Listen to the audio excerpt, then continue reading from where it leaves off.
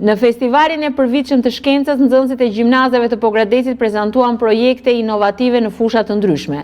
Të rinj konkuruan me ide që lidhen me teknologjinë, mbrojtjen e mjedisit, konceptin e shkollave smart, por edhe me sisteme paralajmëruese për tërmetet apo aplikacione të posaçme për fëmijët me spektër autizëm.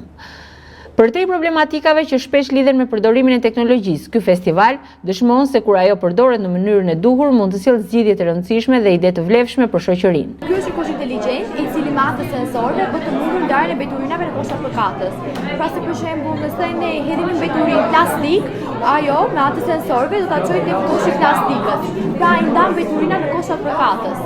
Atëherë shkolla jonë është e ndërtuar nga disa ambiente të cilat përmbajnë sensor që monitorojnë intensitetin e dritës, temperaturën dhe sigurinë. Është e nevojshme për mendimin ton, sepse për shembull sistemi automatik i ndriçimit shërben në kursimin e energjisë. Gjithashtu kemi krijuar dhe një aplikacion. Ky aplikacion shërben për monitorimin e mungesave dhe pranisë të nxënësve në kohë reale. Piknisja jonë ishte pikërisht shtimi i rasteve të spektrit të autizmit. Ne kemi sjellë disa lojra të ndryshme, të cilat maten progresin e fëmijës, lojnë një profil të fëmijës dhe çdo ditë matet nëpërmjet interaktivitetit që fëmia ka.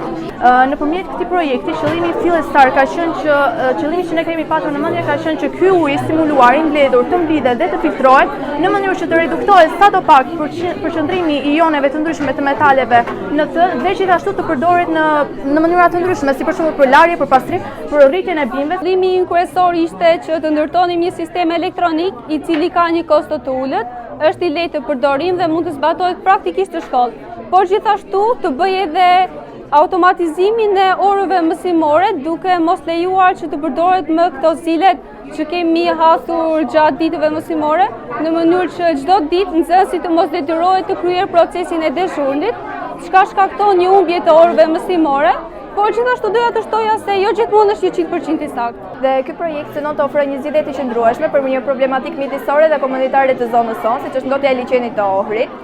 Këtë problematikë kemi vënë gjatë vëzhgimeve tona në terren dhe përmes analizës së të dhënave të ofruara nga Njësia Vendore për Shëndetin Publik dhe Dririon Tushemisht Waterscape Park. Dhe përmes analizës së të dhënave ne kemi konstatuar se lumi më i ndotur që derdhet në ujrat e liçenit të Ohrit është lumi i Vërdovës, i cili bartë rreth 25 deri në 50 ton mbetje inerte në vit. Dhe në ujrat e tij gjendet të tretura elemente kimike ndotëse, si fosfate dhe nitrate, të cilat përbën një rrezik të shtuar për liçenin. 3 projektet fituese të këtij festivali do të përfaqësojnë gjimnazet e Pogradecit në fazën e konkurimit në nivel qarku përballë projekteve të shkollave të tjera të Juglindjes.